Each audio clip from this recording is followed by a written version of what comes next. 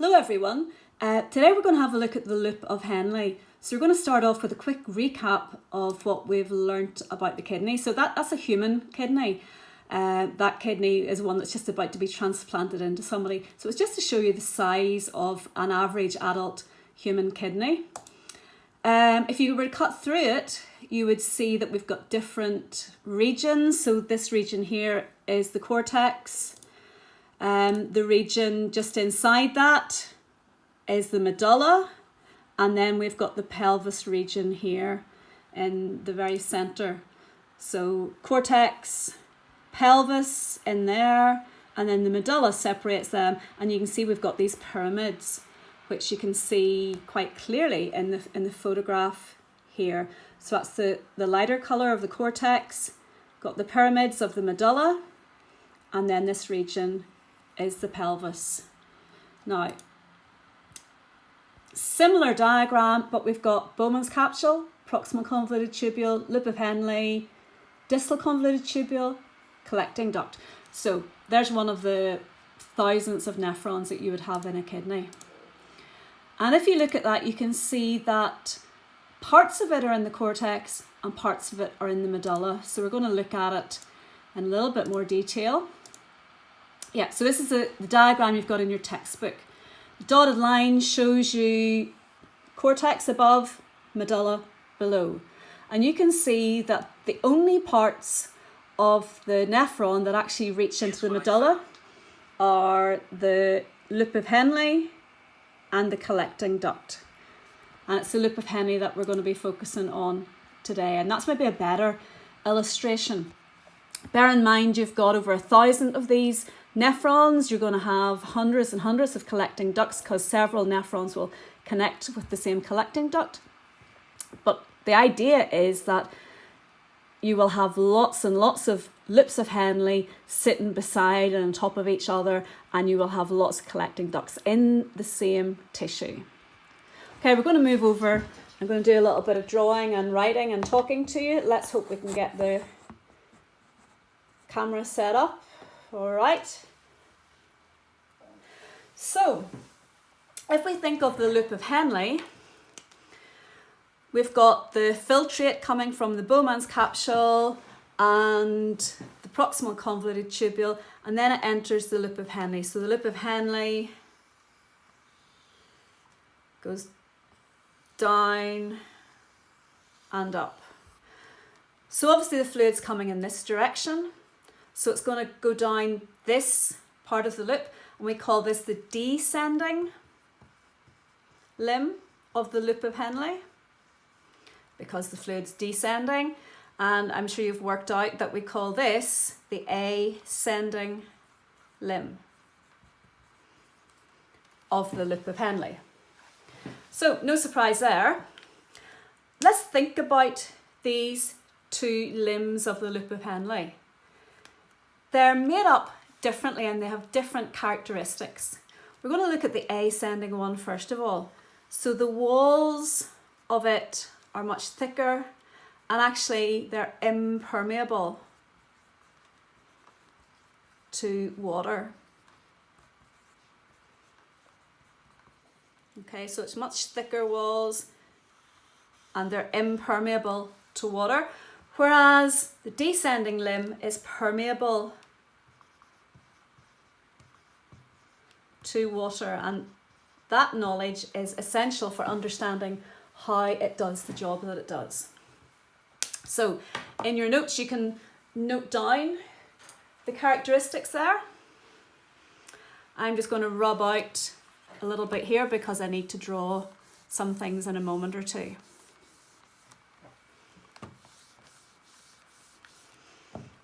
I'll just write a D for descending and an A for ascending just to remind us about what's going on.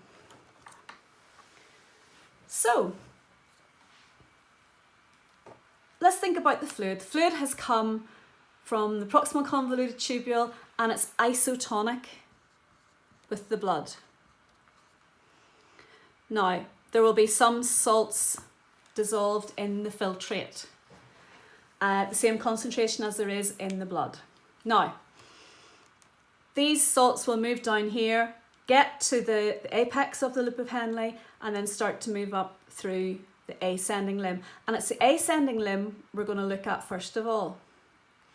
Now that sounds a bit strange because the fluid's obviously going to go down here first of all, but I think to explain how it functions, we need to look at what happens here. You'll see why later on, but we end up with a very concentrated solution at the bottom here. Now, your textbook has put some figures on this, but they're relative figures. They're not figures that you need to learn. But they're saying the relative concentration of the salts down here is 1,000 arbitrary units. It would be about 200 in your blood. So it's very concentrated here. And as the filtrate moves up through the ascending limb, these cells here will start to move sodium chloride out. So the salt is moved out of the ascending limb into the fluid that's surrounding it. Now, the cells that make up this part of the tubule look a bit like this. Okay, they're described, this is the lumen of the tubule, this is the fluids moving up through there. These cells are described as being cuboidal epithelium. And you've guessed it, yeah, if we were to look at one of those cells, it would look like a cube. But the special thing about these cuboidal cells is that they are full of mitochondria. Now, when you think of mitochondria, you think of respiration. Respiration produces ATP. What type of transport needs ATP? Well, active transport. And that's because salt is moved out of there, but eventually salt will continue to be moved out against the concentration gradient. So the salt is moved out against the concentration gradient by active transport. For active transport, we need ATP. That comes from the mitochondria that are respiring within these cuboidal cells. So salt moved out by active transport. So say we start off with 1,000 units of salt here. Maybe it gets to 700. There's less salt, so there'll be less moved out. Might get to 500, might get to 300. So we're saying at the beginning here, we're getting a lot of salt moving out. And that salt moves out and enters the fluid that's surrounding it, the fluid that's bathing all of the cells of the medulla, because remember we're in the medulla region of the kidney right now. So this is called interstitial fluid. And the effect is that it becomes very salty. In other words, it's basically hypertonic. It's much, much more concentrated than the blood. It's much more concentrated than what's left inside here. So we're creating a tissue that is very, very concentrated in salt. As we move up through here, there's a lesser concentration of salt, so there's less salt moving out, and so on, till we get up to the top and it might have dropped to 100. So it's actually lower than the concentration of the salts in the blood, and so we can actually say now that our filtrate is hypotonic with regard to the blood, less concentrated than the blood would be. So what we have to remember is we've got lots and lots and lots of these in a small area. And so really all of this tissue here is very salty, and then the concentration is dropping as we move up through here.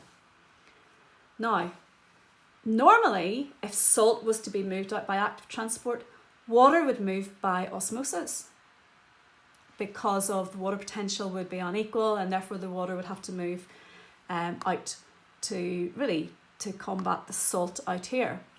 But remember, we learnt that the cells that make up the ascending limb of the loop of Henle are impermeable to water. They will not let the water out. So the water can't move out, it stays in here. And that's why the concentration of salt drops and drops and drops. Salt's being moved out, the water can't move anywhere. It stays inside and it stays in the filtrate. So that's whenever we look at the descending limb. So the descending limb is moving through the medulla, and the tissue in the medulla is quite salty here. So some of the water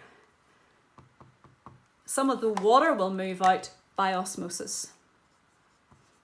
Okay, that's supposed to be a blue pen. It's not very blue, but you can see some of the water is moving out by osmosis. If you remove water from a solution, then the solution becomes more concentrated. So maybe it started off at 200, it might go to 400. More water moves out, 600. More water moves out, and you can see then it becomes more and more concentrated, 800, until we get to 1000 at the bottom.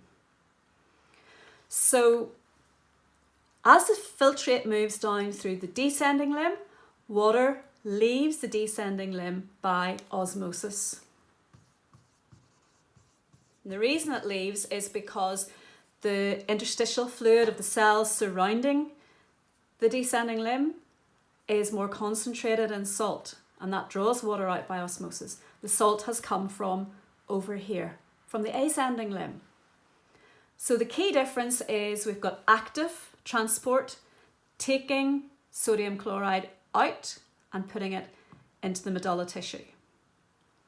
That then is causing water to be drawn out by osmosis out of the descending limb.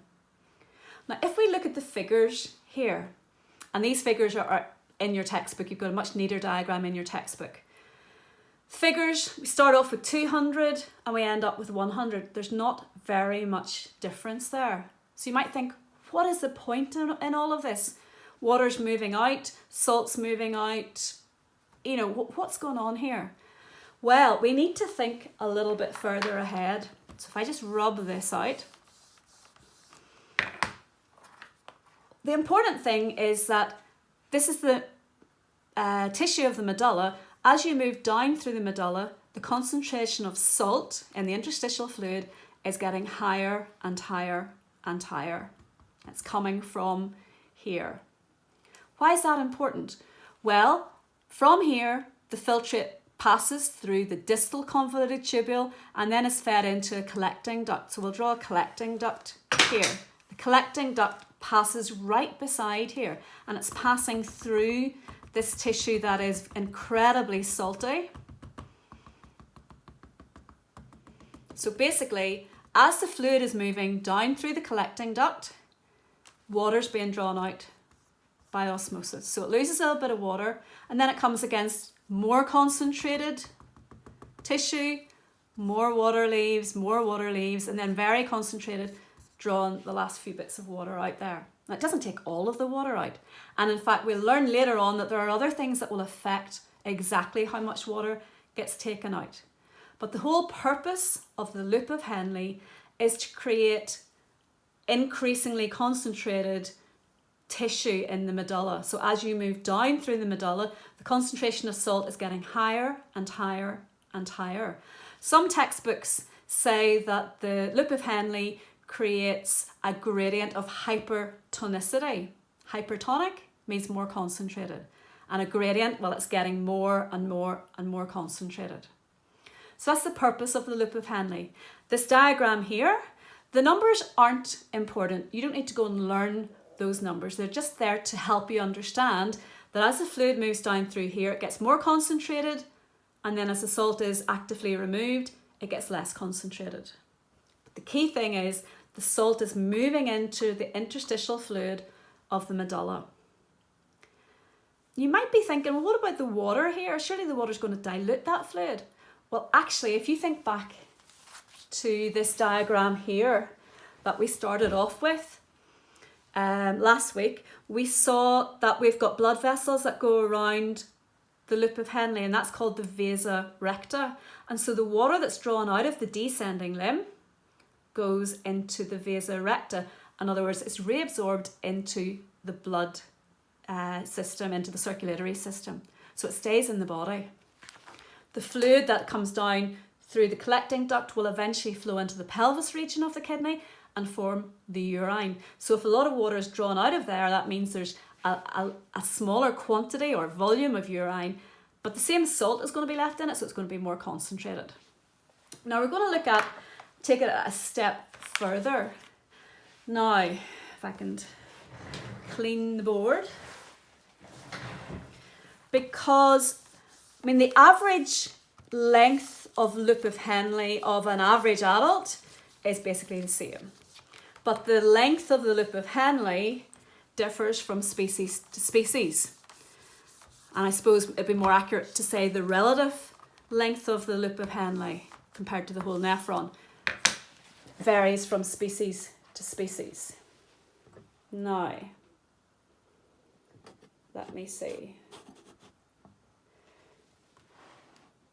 So, if we think of 3 mammals, so something like a beaver that lives outside of a river, lots of water.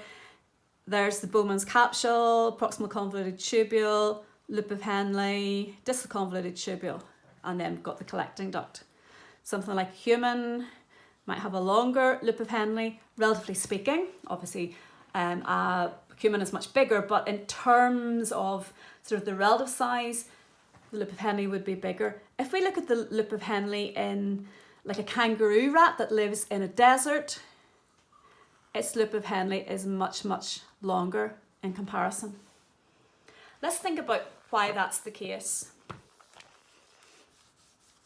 Well, if you've got a short loop of Henle compared to a long loop of Henle, if you start at 200 units and it's a reasonably short loop of Henle, it might only get to maybe 800 units by the time the water's moved out. Whereas if you've got a very long loop of Henle and it starts off at 200, it might get to maybe 2000 down there.